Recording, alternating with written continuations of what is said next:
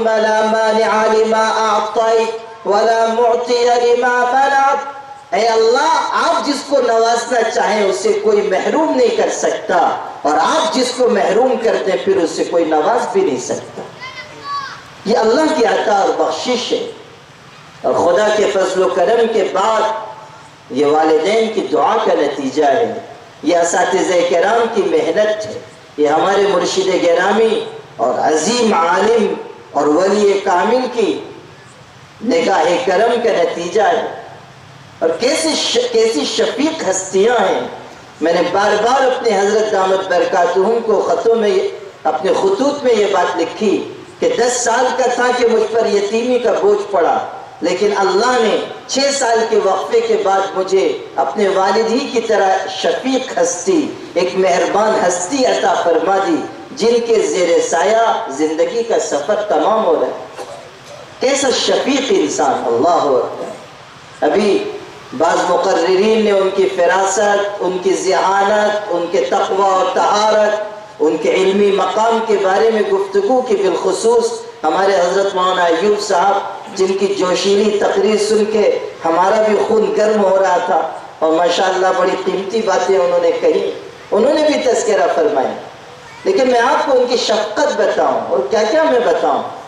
آج ہی حضرت والا کا فون آیا اور انہوں نے خیریت دریافت کی، اور آپ کو سن کے حیرت ہوگی کہ 21 اگست کو میرا یہ حادثہ پیش آیا جس کی وجہ سے میں علالت اور معذوری کے دور سے گزر رہا ہوں۔ اس تاریخ سے لے کے آج تک اس قدر مشغول ہونے کے باوجود ان کی شفقت کا یہ عالم ہے کہ ہر دوسرے دن وہ فون کرتے ہیں، از خود خیریت دریافت کرتے ہیں، پوری تفصیلات معلوم کرتے ہیں۔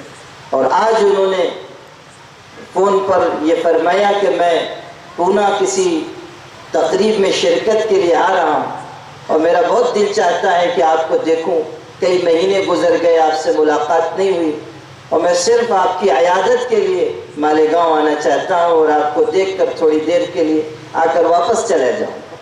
آپ سوچئے کہ ہم لوگوں کی ان کی آگے کیا حیثیت ہے، ان کے خادموں میں، نیازمندوں میں، مریدوں میں بھی بہت پچھلی صف میں، لیکن ایک شفقت، ایک محبت، ایک عنایت، ایک دلی ہمدردی، اللہ تعالیٰ ان کا سایہ دراز فرمائے اور ان کی ذات سے پورے عالم کے مسلمانوں کو فائدہ اور فیض پہنچائے۔ تو ان حضرات کی دعا اور ان کی نگاہ کرم کے نتیجے میں یہ ذمہ داریاں اور یہ مناصب حاصل ہوئے۔ آپ حضرات دعا کیجئے کہ اللہ تعالیٰ ہمیں اس بات کی توفیق دے کہ ہم اللہ کے دین کی زیادہ سے زیادہ خدمت کر سکیں اور اخلاص کے ساتھ خدمت کریں۔ جب تک اخلاص انسان کے اندر نہیں آئے گا، جب تک کہ مناصب کی چاہت انسان کے دل سے نہیں نکلے گی، جب تک کہ مال اور جاہ کی خواہشات ختم نہیں ہوں گی، اس وقت تک کوئی بھی بڑا مستحکم اور غیر معمولی اثرات رکھنے والا دین کا کام انسان انجام نہیں دے سکتا۔ نبی کریم صلی اللہ علیہ وسلم کی خدمت میں ایک صحابی آئے، انہوں نے آ کر پوچھا اللہ کے پاک رسول، کوئی شخص اللہ کے راستے میں لڑتا ہے، جہاد کرتا ہے، اس کا ارادہ یہ ہے کہ اللہ راضی ہو جائے، ساتھ میں یہ بھی چاہتا ہے کہ مجھ کو لوگ بہادر کہیں، یہ بھی خواہش ہے کہ لوگ مجھ کو غازی کہیں، شہادت مل جائے تو لوگ شہید کہیں، کیا اس کا یہ لڑنا اللہ کے راستے میں ہے؟ اس کی نیت اللہ کو راضی کرنے کی ہے، ساتھ میں یہ نیت بھی شامل ہے، تو کیا یہ جہاد، یہ اللہ کے راستے کی لڑائی خدا ہی کے لیے شمار ہوگی؟ یہ سن کر نبی کریم صلی اللہ علیہ وسلم خاموش ہو گئے۔ آپ نے کوئی جواب نہیں دیا۔ آسمانوں کے اوپر سے اللہ کا فرشتہ اتر کر آیا اور اس نے قرآن پاک کی آیت لا کر دی۔ اللہ تعالیٰ کی طرف سے قرآن پاک کی آیت کا نزول ہوا، سورہ کہف کی سب سے آخری آیت اتاری گئی، فرمایا گیا فَمَنْ كَانَ يَرْجُو لِقَاءَ رَبِّهِ فَلْيَعْمَلْ عَمَلًا صَالِحًا وَلَا يُشْرِكْ بِعِبَادَةِ رَبِّهِ أَحَدًا۔ ارشاد فرمایا گیا کہ جو یہ چاہتا ہے کہ وہ اپنے اللہ سے ملاقات کرے، اپنے رب سے اپنے رب کا دیدار کرے، اپنے رب کے پاس جائے، اسے چاہیے کہ وہ نیک عمل کرے، اللہ کے آگے عاجزی کرے، اچھے کاموں کو انجام دے، نماز پڑھے، ذکر اور تلاوت کرے، حق ادا کرے، وَلَا يُشْرِكْ بِعِبَادَةِ رَبِّهِ أَحَدًا، اور اس عبادت میں اللہ کے علاوہ کسی کو شریک نہ کرے۔ اگر نیت میں فتور ہوگا، توفیق و سعادت کے دروازے بند کر دیے جائیں گے۔ اگر اخلاص نکل جائے گا تو پھر اللہ تعالیٰ راستوں میں رکاوٹیں کھڑی کر دے گا۔ اگر اخلاص دل سے نکل جائے گا تو عزت ذلت سے تبدیل ہو جائے گی۔ اگر اخلاص ختم ہو جائے گا تو پھر اللہ تعالیٰ ایک انسان کو جو عزت پا چکا اسے عزت کی مسند سے نیچے اتار کر قعر مذلت میں ڈال دے گا، اس لیے کہ عزت و ذلت کے تمام پیمانے خدا کے دست قدرت میں۔ قل اللہم مالک الملک تؤتی الملک من تشاء وتنزع الملک ممن تشاء وتعز من تشاء وتذل من تشاء بیدک الخیر۔ صاف صاف ارشاد فرمایا گیا، عزت، ذلت، زندگی اور موت اور اقتدار دینا اور لینا اور فیصلے کرنا اور فیصلوں کو نافذ کرنا، پورا نظام کائنات چلانا، ایک ایک پتے اور بوٹے پر نظر رکھنا، تمام مخلوقات کی ضرورتیں پوری کرنا، آسمان کو تھام کر رکھنا، زمین کو فرش بنا کر بچھا دینا، دریاؤں کو جاری کرنا، سمندروں کو بہا دینا اور پتھروں میں کیڑوں کو روزی پہنچانا اور سمندروں کی اندھیریوں میں مچھلیوں اور مخلوقات کو رزق پہنچانا، یہ سب کام پاک پروردگار کے ہیں، اس میں کوئی دوسرا شریک نہیں۔ بیدک الخیر انک علی کل شیء قدیر، تمام بھلائی تیرے ہاتھ میں ہے اور تو جو چاہے کرنے پر قادر ہے۔ تو اخلاص کے بغیر تمام اعمال ادھورے ہیں، اس لیے اس بات کی دعا ہمیں بھی کرنی چاہیے اور آپ کو بھی یہ دعا دینی چاہیے کہ ہم جتنے کارکنان دین ہیں جن کی آخری صف میں یہ حقیر شامل ہے، ہمارے بڑے اور بزرگ صف اول کے علماء اور صف اول کے قائدین اور بزرگان دین بھی یہاں تشریف فرما ہیں، ہم سب کے لیے یہ دعا ہونی چاہیے کہ اللہ تعالیٰ زندگی کی آخری سانس تک تا دم زیست صرف اپنی رضا کے لیے خدمت انجام دینے کا موقع دے، اور جب کبھی ہمارے لیے فتنوں کا مرحلہ پیش آنے والا ہو یا کوئی ایسا موقع ہو جس میں ہمارا رخ دنیا کی طرف ہو جانے والا ہو، تو وہ وقت اللہ تعالیٰ ہماری زندگی کا آخری وقت بنا دے اور فتنے میں مبتلا ہونے سے پہلے اللہ ہمیں اپنے دربار میں واپس بلا لے۔ اس لیے کہ فتنوں میں مبتلا ہو جانا، آخرت سے اپنی نگاہوں کو ہٹا لینا اور دنیا دار بن جانا، اس سے بڑھ کر شقاوت، بدبختی، بدنصیبی کچھ اور نہیں ہو سکتی۔ اس لیے آپ تمام حضرات ہم سب کو مستحق کے دعا سمجھیں، ہمارے لیے دعا کریں کہ اللہ تعالیٰ ان نازک حالات میں ہمیں بہتر سے بہتر خدمت انجام دینے کی توفیق دے، اور آپ لوگ ساتھ دیجیے۔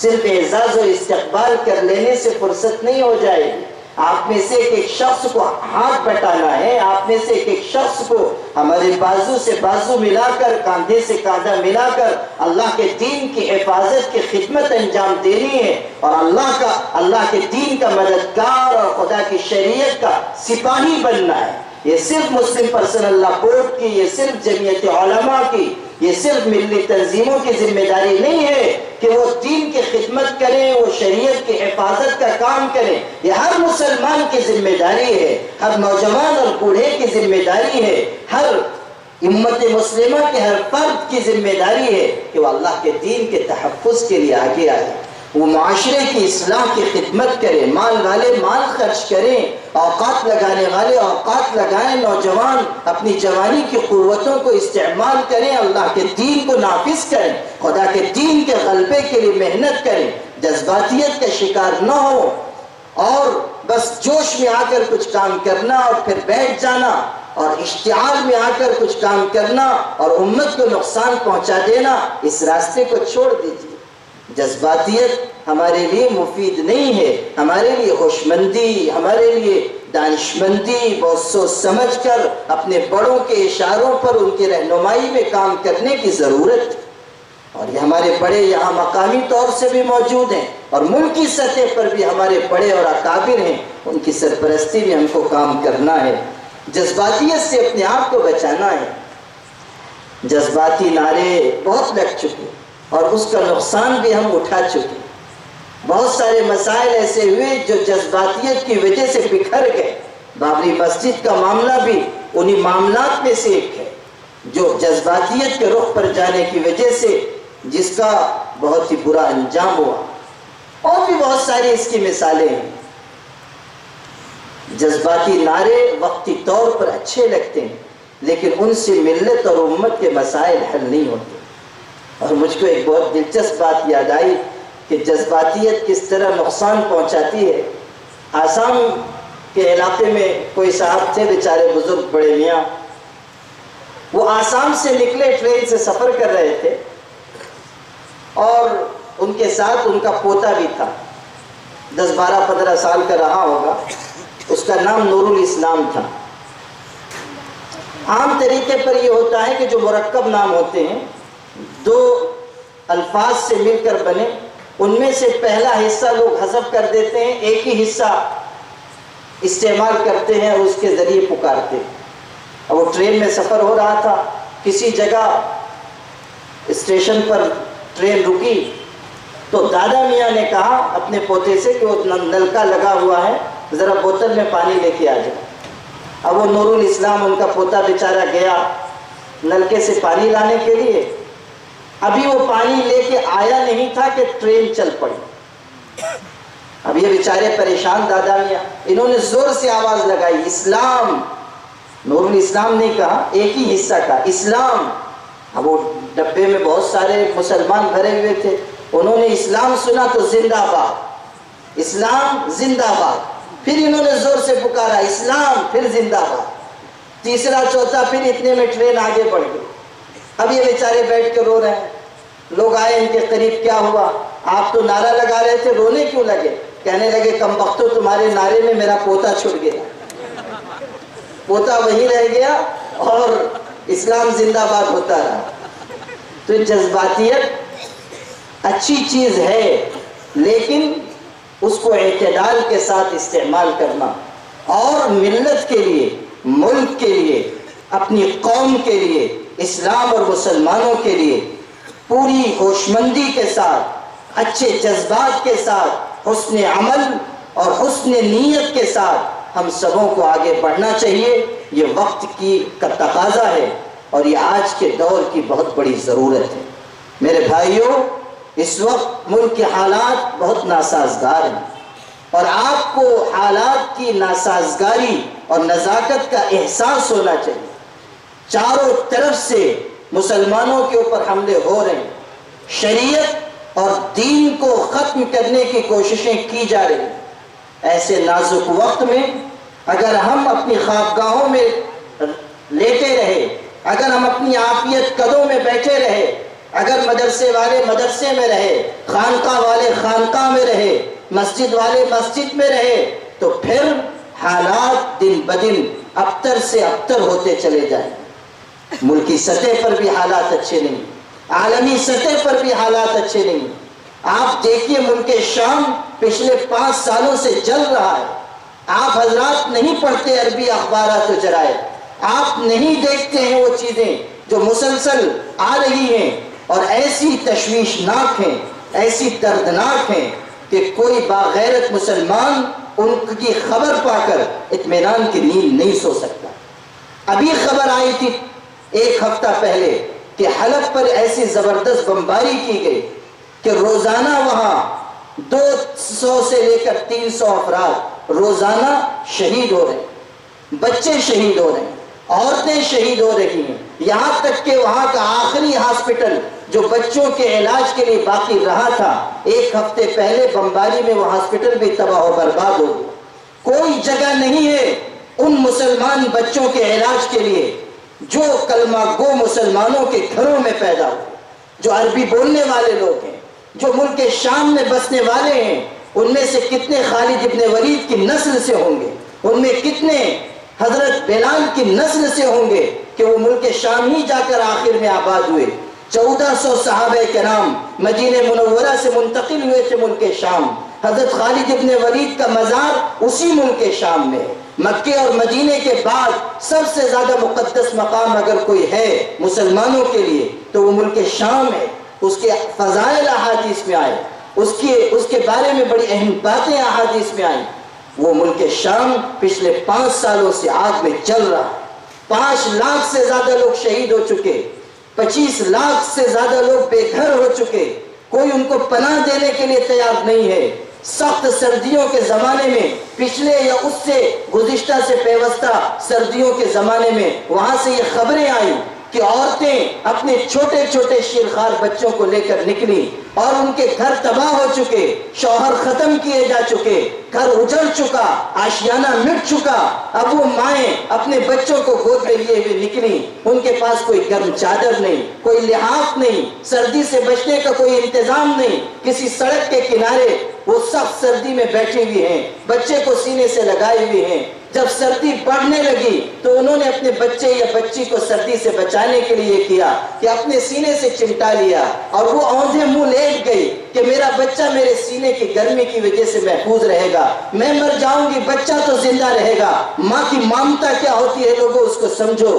اور نتیجہ یہ ہوا کہ صبح ہوئی تو نہ جانے کتنی ماں کی لاشیں ان کے شیرخوار بچوں کی لاشوں کے ساتھ، اکڑی ہوئی لاشیں ان سڑکوں کے کناروں سے اٹھائی گئی، سڑک کے کنارے سے، فٹ پاتھ سے لاشیں اٹھائی گئی، اکڑی ہوئی لاشیں ماؤں کی، دودھ پیتے بچوں اور بچیوں کی۔ ہم تو اپنی عافیت گاہوں میں ہیں، ہمارے پاس شیروانیاں ہیں، ہمارے پاس گرم کوٹ ہیں، ہمارے پاس لحاف ہیں، ہمارے پاس RCC کے مکانات ہیں۔ کبھی آپ نے سوچا کہ ان لاکھوں مسلمانوں کے اوپر کیا بیت رہی ہے جن کے پاس اپنے تن کے لباس کے علاوہ سخت سردی سے بچاؤ کا کوئی سامان؟ ہم کس طرح اپنے آپ کو مسلمان کہہ سکتے ہیں اگر ہمارے دل میں پوری دنیا کے مسلمانوں کا دکھ اور درد اور ان کے اوپر آنے والے حالات کی کسک موجود نہیں ہے؟ مثل المؤمنین فی توادہم وتراحمہم وتعاطفہم کمثل الجسد۔ ایک جسم کے مانند ہے مسلمان، پوری دنیا کے مسلمان ایک جسم کی مانند ہے، وہ افریقہ کے ہوں یا برازیل کے ہوں یا ترکستان کے ہوں یا چین اور جاپان کے ہوں، ہر مسلمان دوسرے مسلمان کا بھائی ہے۔ انما المؤمنون اخوہ، تمام مسلمان، تمام اہل ایمان آپس میں بھائی بھائی ہیں، ایک رشتے میں جڑے ہوئے ہیں، کلمے کی وحدت کی بنیاد پر تمام مسلمان ایک ہیں، اللہ کی رسی کو تھامنے والے ہیں، خدا پر یقین رکھنے والے ہیں، اللہ پر لازوال ایمان رکھنے والے ہیں، اس رشتے سے بھائی ہیں۔ اگر کسی مسلمان کے پیر کے تلوے میں کانٹا بھی چبھتا ہے تو دوسرے مسلمان کو اس کی اذیت، اس کی کسک محسوس ہونی چاہیے۔ اس لیے آج کے ان حالات میں جبکہ ملک بھی ناسازگار حالات کا شکار ہے اور عالم اسلام کے حالات بھی اچھے نہیں ہیں، ایک ایک مسلمان کو اللہ کے دین کا سپاہی بننا ہوگا، ایک ایک مسلمان کو باحمیت مسلمان بننا ہوگا، باغیرت مسلمان بننا ہوگا، اللہ کے دین کی مدد کے لیے جان و مال کے ساتھ آگے آنا ہوگا۔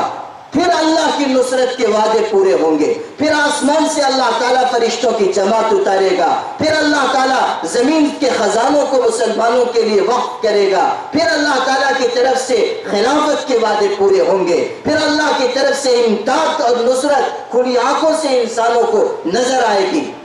وَالَّذِينَ جَاهَدُوا فِينَا لَنَهْدِيَنَّهُمْ سُبُلَنَا وَإِنَّ اللَّهَ لَمَعَ الْمُحْسِنِينَ۔ جو ہمارے راستے میں محنت کریں گے ہم انہیں راستوں کی ہدایت دیں گے، دروازوں کو کھول دیں گے، باب رحمت وا کر دیں گے، ان کے لیے اللہ تعالیٰ کی طرف سے نصرت ہوگی، اللہ تعالیٰ ان کے لیے اپنی طرف سے استخلاف یعنی خلافت دیے جانے کے وعدے کو پورا کرے گا۔ وعد اللہ الذین آمنوا وعملوا الصالحات، اللہ کا وعدہ ہے اہل ایمان سے، اچھا عمل کرنے والوں سے، لَيَسْتَخْلِفَنَّهُمْ فِي الْأَرْضِ كَمَا اسْتَخْلَفَ الَّذِينَ مِنْ قَبْلِهِمْ، کہ اللہ ان کو اسی طرح خلافت دے گا جیسے پہلے کے لوگوں کو خلافت ملی، اور اللہ ان کو دین میں جماؤ دے گا، ان کے دین کو بھی قرار دے گا، انہیں بھی استحکام دے گا، اور اللہ تعالیٰ اپنے فضل و کرم سے ان کے لیے اپنی رحمت کو اتارے گا، اس شرط پر یعبدوننی لا یشرکون بی شیئا، کہ وہ ہمارے آگے سر جھکائیں، ہماری عبادت کریں اور شرک کے راستے پر نہ جائیں، رسم و رواج کے راستے پر نہ جائیں، خرافات کے راستے پر نہ جائیں، نفس کی خواہشات کی غلامی کے راستے کو اختیار نہ کریں، وہ شرابی نہ بنے، وہ جواری نہ بنے، وہ زناکار نہ بنے، وہ لوگوں کو تکلیف دینے والے نہ ہو، وہ پڑوسیوں کے لیے اذیت رساں نہ ہو، یعبدوننی لا یشرکون بی شیئا، جو اس وعدے کو پورا کرے گا تو اللہ بھی اس کے جواب میں اپنے وعدے کو پورا کرے گا۔ بہرحال آپ تمام حضرات نے اور بالخصوص ہمارے محلے اور علاقے کے لوگوں نے اور ہمارے مریدین و مخلصین نے اور بالخصوص ممتا ملٹی پرپس سوسائٹی کے ذمہ داران نے اور تمام ہی اس علاقے کے احباب نے یہاں بلا کر ہم لوگوں کو عزت دی، مجھے بھی، حضرت مولانا عبدالاحد اظہری صاحب کو بھی، حضرت مولانا عبدالحمید اظہری صاحب کو بھی، اور اعزاز و استقبال کیا گیا، اور ابھی مختلف اداروں کی طرف سے اعزاز و استقبال ہونا بھی باقی ہے۔ آپ تمام کا اس پر دل سے شکر گزار ہوں اور دعا کرتا ہوں کہ اللہ تعالیٰ ہم سبوں کو اخلاص کے ساتھ دین کی خدمت کا زیادہ سے زیادہ موقع عطا فرمائے، اور جتنے مہمانان کرام یہاں تشریف لائے، عزت افزائی کی، مذہبی، سماجی، سیاسی شخصیات، ان تمام کا بھی تہہ دل سے شکر گزار ہوں، ان لوگوں کا بھی جنہوں نے آج سے پہلے اعزاز و استقبال کیا۔ کل بھی جمعیت علماء کی طرف سے بہت ہی باوقار تقریب استقبال کی منعقد ہوئی، بہت بامقصد تقریب، اور اس سے پہلے ادارہ الخدمت کی طرف سے اور رسول پورے میں بھی حضرت مولانا مفتی اسماعیل صاحب کی موجودگی میں انہی کے ہاتھوں سے اعزاز و استقبال ہم لوگوں کا کیا گیا۔ ان تمام حضرات کو، تمام محبت کرنے والوں کو خدا تعالیٰ دنیا اور آخرت میں عزت، اعزاز اور عافیت سے نوازے اور ترقی درجات سے مالا مال فرمائے۔ وآخر دعوانا ان الحمد للہ رب العالمین۔ محترم حضرات، کافی دیر سے آپ حضرات یہاں تشریف فرما ہیں، اور جو تینوں صاحبان اعزاز ہیں ان میں سے دو کے تاثرات اور ان کی باتیں بھی ہمارے سامنے آئیں۔ حضرت مولانا مفتی محمد اسماعیل صاحب قاسمی دامت برکاتہم جہاں گھنٹہ 2 گھنٹہ تقریر کرنے کی مہارت رکھتے ہیں، میں سمجھتا ہوں کہ وقتی نزاکت کے حساب سے اس وقت آپ حضرات کے سامنے وہ انشاءاللہ 10 منٹ کے اندر اپنی گراں قدر باتیں رکھیں گے، اور اس کے بعد یہ صاحبان اعزاز کا اعزاز ہوگا۔ حضرت مولانا مفتی محمد اسماعیل صاحب قاسمی۔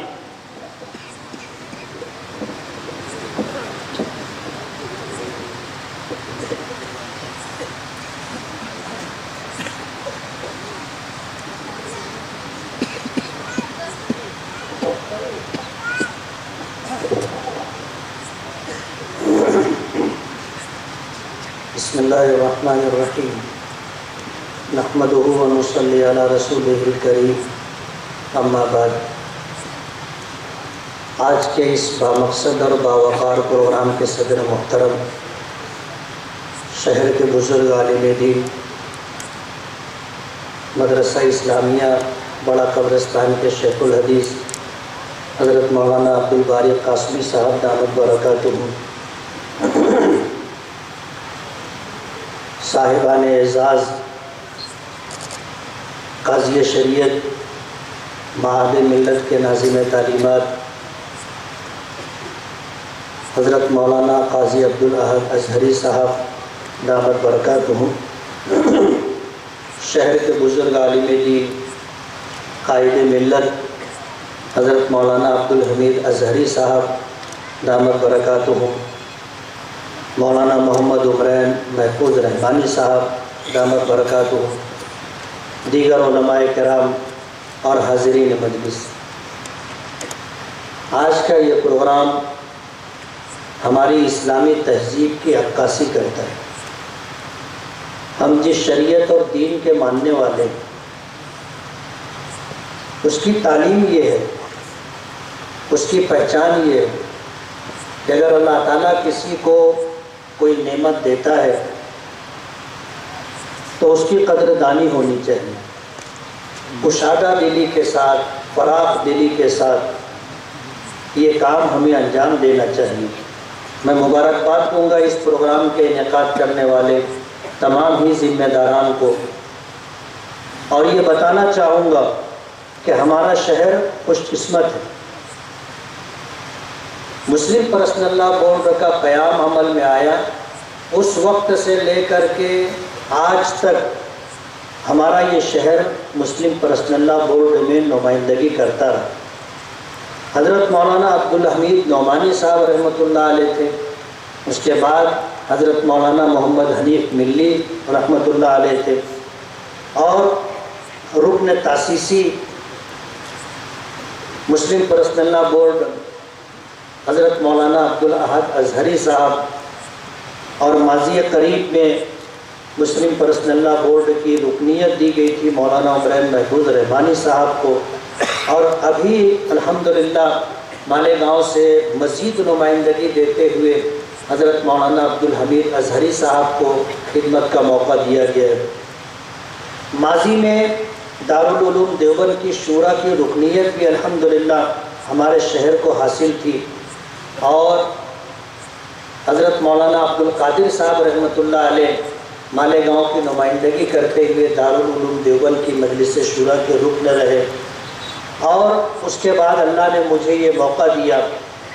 یہ تحدیث بن نعمت کے طور پر کہہ رہا ہوں کہ ہمارے شہر کو اللہ پاک نے جمعیت علماء کہو، دارالعلوم دیوبند کہو، مسلم پرسنل لا بورڈ کہو، ہر جگہ نمائندگی عطا کی۔